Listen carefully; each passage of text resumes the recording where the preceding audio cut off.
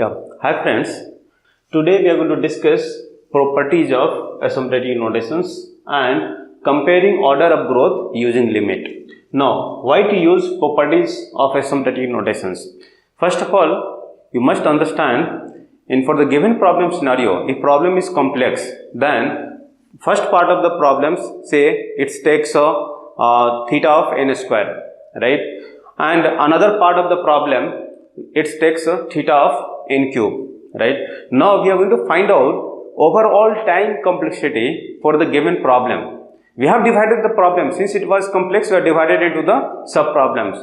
But now here we are going to conclude, okay, so and so algorithms takes theta of n square or theta of n cube, right? So based on the properties of asymptotic notations, we are going to compare, right? And finally we are going to find what will be the overall time complexity for the given problem scenarios. So let us discuss one by one this properties of asymptotic notations. Let us see that, as you have discussed in the previous class, when discussing about big O notations, that f of n belongs to big O of g of n when f of n is less than equal to g of n. So similarly, we have here two functions. Here we have two functions, f of n and we have f2 of n. Then we are going to prove that when you are going to add, means overall problems means f1 n plus f2 of n belongs to O of, that is big O of max of g1 of n comma g2 of n. It means we are going to take any of one which is maximum, right, and we are going to prove it. So as we are aware, as we know that f1 of n belongs to O of g1 of n can be written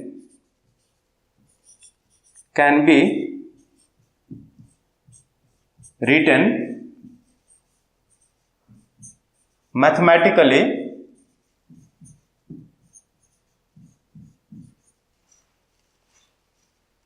f1 of n less than equal to c1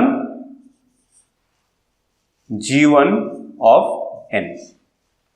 From here, by big O notations definitions. Similarly,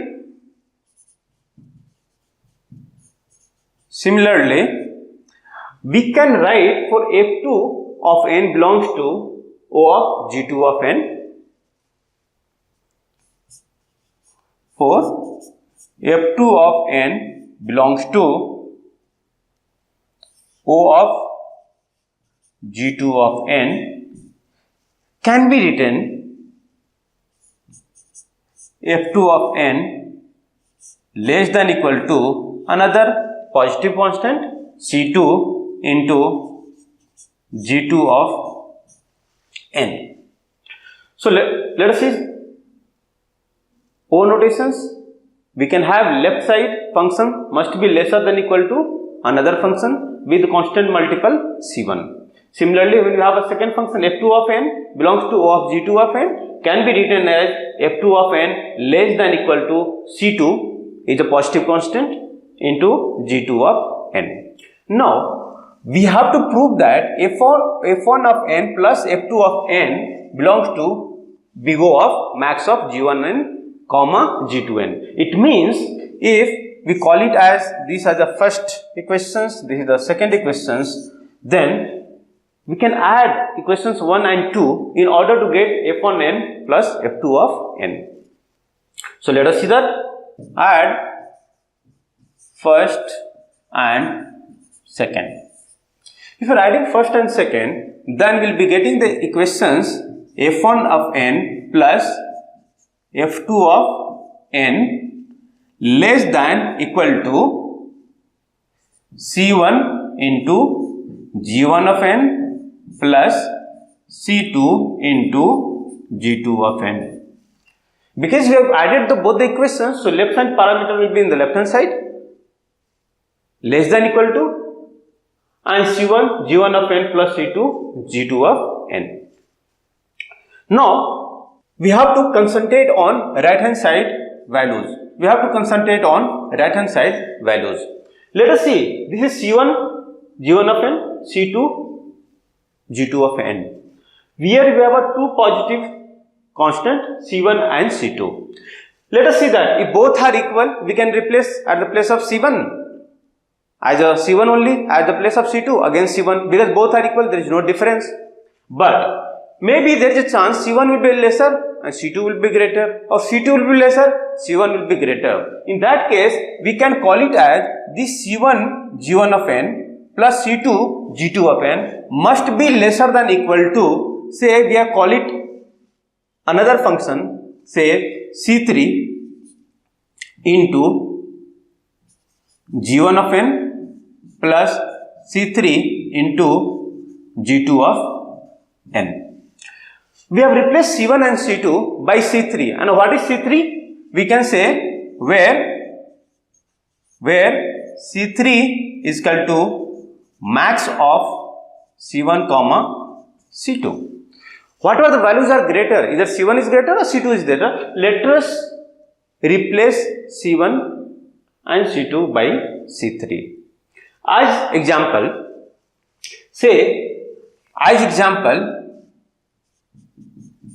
if we have first component is 2 into x square, second is 4 into x cube. In this C1 and C2 is 2 and 4, right? What I am telling you, at the place of 2 and 4, we are going to replace by common constant, that which is maximum in these two. 2 and 4. I am talking about only positive. We are not talking about the functional values x square and x cube. So what I am saying, this value must be lesser than equal to 4 into x square plus 4 into x cube. Because this is a multiplicative factor is 2. Here we are replaced by 4. Hence, these whole values will be lesser than 4x square plus 4x cube. I believe you understood this. So that is why we have written a less than equal to, even these values will be lesser than these values. Alright. So in that case, what will happen? We are going to discuss how we are going to simplify this in a proper order of growth. So let us again perform the task. Here we can write, in that case, C3 is common, right? And we can write this is G1n, G1 of n plus G2 of n. We can write, because C3 is common in both the values. Now, here we have a G1n plus G2 of n, two different functions, right? By using plus. What I am telling you, friend, at the place of G1 of n and G2 of n, right, can we find the maximum values and we can multiply it by 2. How? Say, here we have example, right? One value is x3, second is, say we have a x5, it is in plus. Can we write at the place of this must be lesser than equal to x5 plus x5, because x5 is greater, maximum values, so we can write x5 plus x5. Hence, we can write 2 into x5, right? And why x5? Because x5 was greater than in x5 and x to the power 5 and x cube. Similarly, we can write it here C3 into max of G1n comma G2n. That's it. Max of G1n comma G2 of n. And remember what I did it here? Max of x5, it is 2 times, right? So here we will have 2 times max of G1n comma G2 of n. Can we simplify it? Yes. Now, since it is C3 into 2, C3 is a positive constant, 2 is another constant, we are going to replace by new constant values C into max of G1n comma G2 of n. Look at friend here, function is f1n plus f2 of n, right? So by big O notations, if f of n is lesser than equal to some another functions with constant multiple c, then we call it as a big O notations. So we can conclude now that hence f1n plus f2 of n must belongs to O of, remember that c is a positive constant, we are not going to write it in expression, just will write it max of G1n comma G2n. That's it. So this is required when we have two different complexity in the given complex problem. There we have to go with what time complexity is maximum, right? That will be the overall time complexity for the given problem. Now let us discuss next what is that comparing order of growth using limit.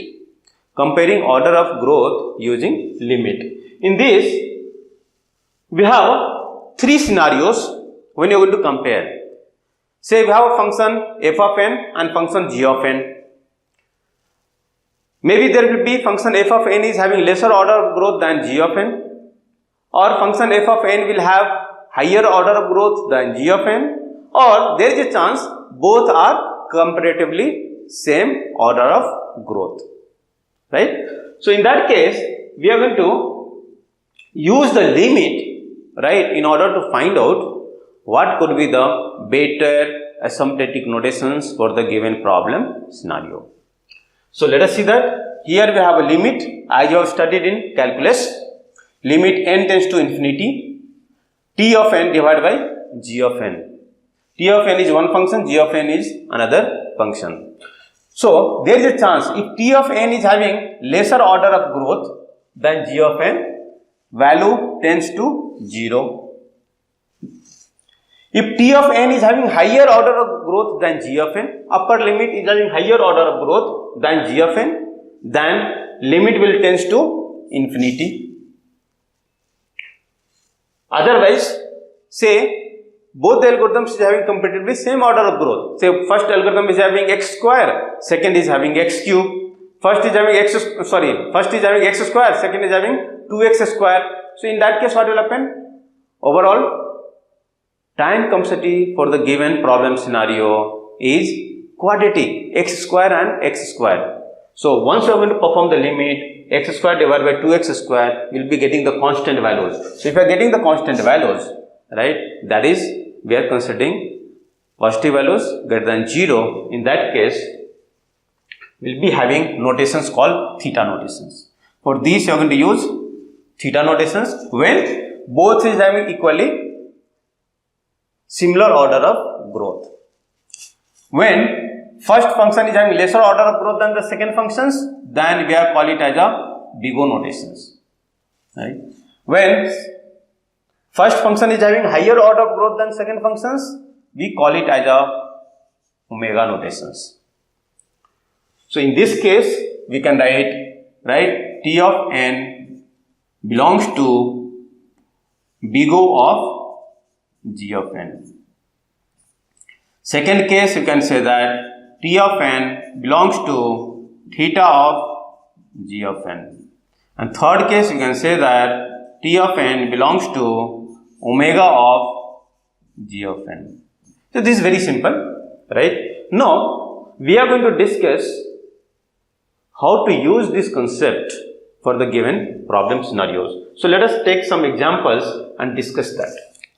Let us say f of n is n into n minus 1 divided by 2, while g of n is n square. Look, first is n into n minus 1 divided by 2, it looks quadratic. Second is n square, it is quadratic. So what notation to be used, right, in this problem scenarios? So let us see. As per the concept, we are going to use limit n tends to infinity f of n divided by g of n. And what is f of n? N into n minus 1 divided by 2. And f of n is n into n minus 1 divided by 2 divided by g of n. What is g of n? N square. Now we are going to simplify this.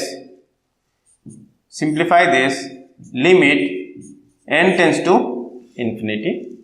N into n becomes n square minus n divided by, since it is 2, it becomes 2n square. Can we further simplify? Yes. We can write limit n tends to infinity, and see 1 by 2 is a constant values, take it outside.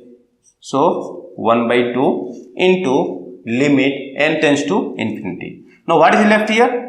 N square minus n divided by n square. Further simplify it. 1 by 2 into limit n tends to infinity. Can we divide n square by n square? Yes. What is the value? 1 minus n divided by n square. It will give you 1 by n. Now we can apply limit. As we have studied limit, this at the beginning it was n into n minus 1 divided by 2. If you are applying limit over here, n tends to infinity, then we are getting infinity divided by infinity, indeterminate term as per the calculators.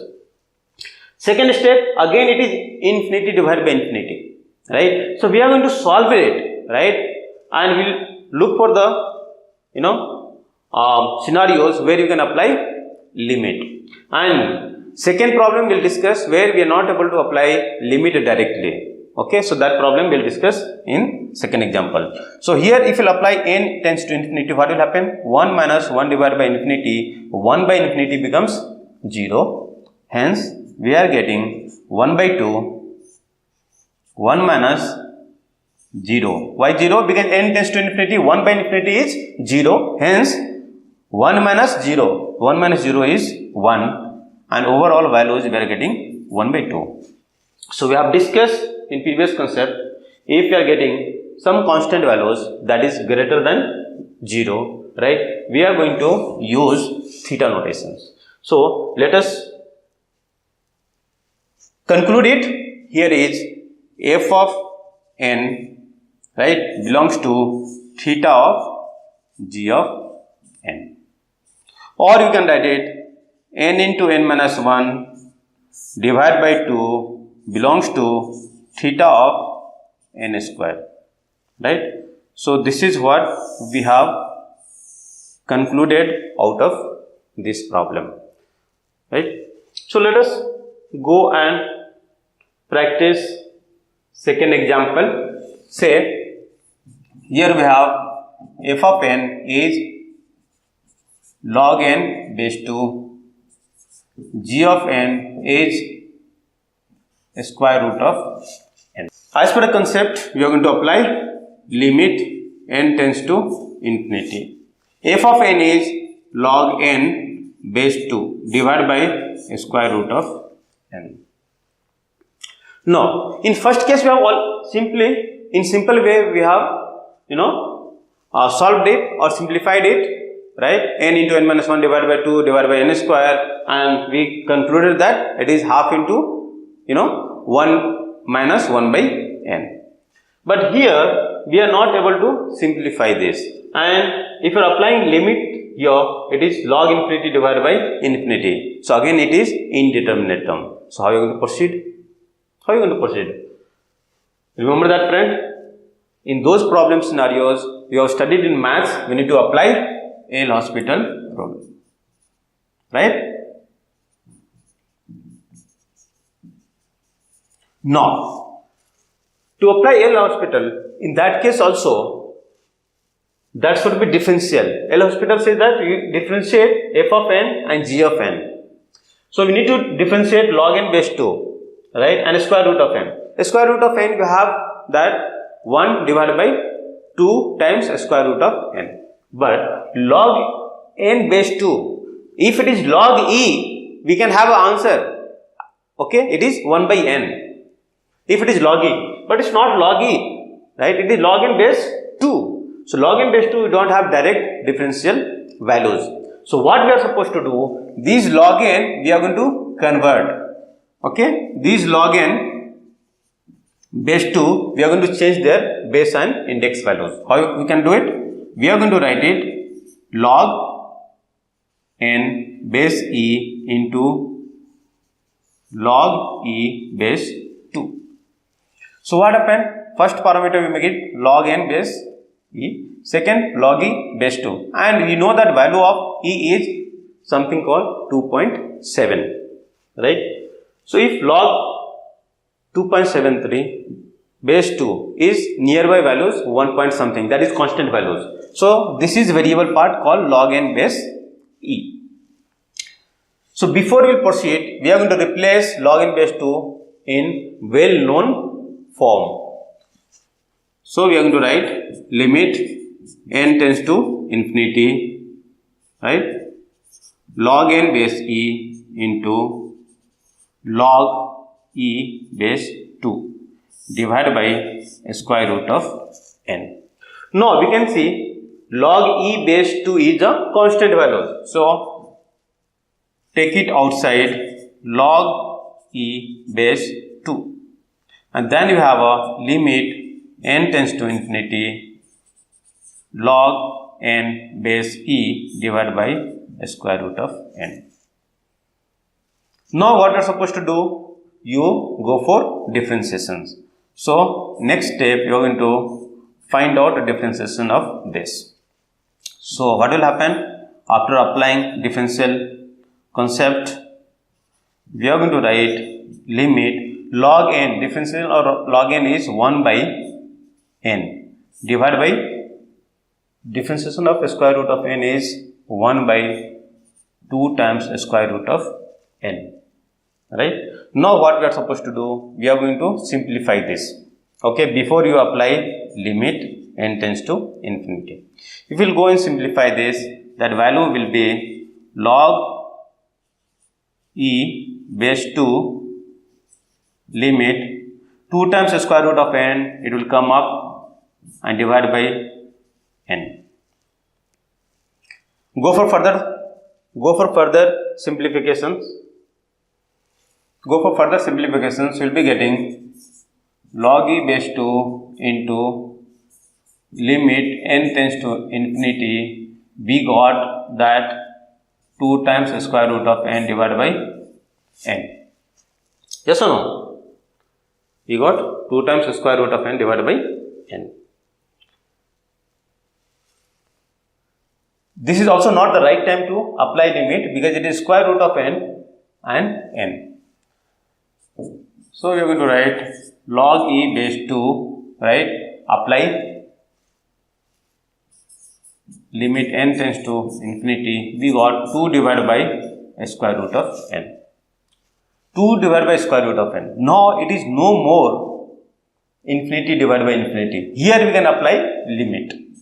So let us see that log e base 2, if you apply limit 2 divided by infinity, 2 divided by infinity is 0, hence this complete value is 0. Remember that it is 2 divided by infinity, it will tends to 0. So you got 0.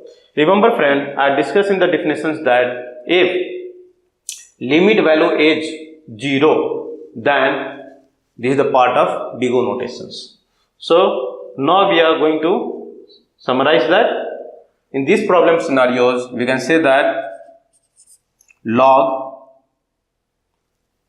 n base 2 belongs to big O of square root of n, or we can call it as, in this particular case, f of n belongs to big O of g of n. It depends on you how you want to write it. So left side functions is having lesser order of growth than right hand side functions. Hence we concluded this is the part of big O notations. Similarly, here we have third example, that say f of n is n factorial and g of n is 2 to the power n. What notation to be used in these problem scenarios? Here also you cannot apply L'Hospital rule directly. So what you are going to do it in this, we can apply limit n tends to infinity and you can write n factorial divided by 2 power of n. Since we are not able to apply limit directly, we need to go with change the form from one form to another form. Now, when I say changing the form one form to another form, then someone will be having in the mind, why not we can write at the place of n factorial n into n minus 1 factorial. No. When you are writing n into n minus 1 factorial, it is remain infinity terms and it is infinity divided by infinity. So it will not go and serve your purpose. So what basically you are going to do it, we are going to write it formula of n factorial. So probably you will be not aware of n factorial value is square root of 2 pi n divided by e to the whole to the power n divided by 2 power n. So this is a called Stirling formula. It is the square root of 2 pi n into right n divided by e to the power whole to the power n divided by 2 power n. So we have to use this formula to simplify it. Let us see that limit n tends to infinity. This is 2 power n and here is n divided by e to the power n. It looks like very simple. If value we are having 2 power 3 divided by 2 power say as for example 3 power just a minute. Say here we have 2 power 3, right, and we have a 3 power 3. In that case exponent is same, so we can do that 2 divided by 3 whole to the power 3, 2 divided by 3 whole to the power 3. In similar way we have done it here. So this can be written as 2 divided by 3 whole to the power 3. So simplify this, 2 pi n into n divided by 2e whole to the power n. We can write it? No. Here we need to concentrate. Upper part is function of n. Look, here is n, 2 pi n and n. While bottom is 2 into e. E is again value of e is 2.7 or you can say 2.73, right? So this is the constant values. 2 multiplied by 2.73, it is 5.4, right?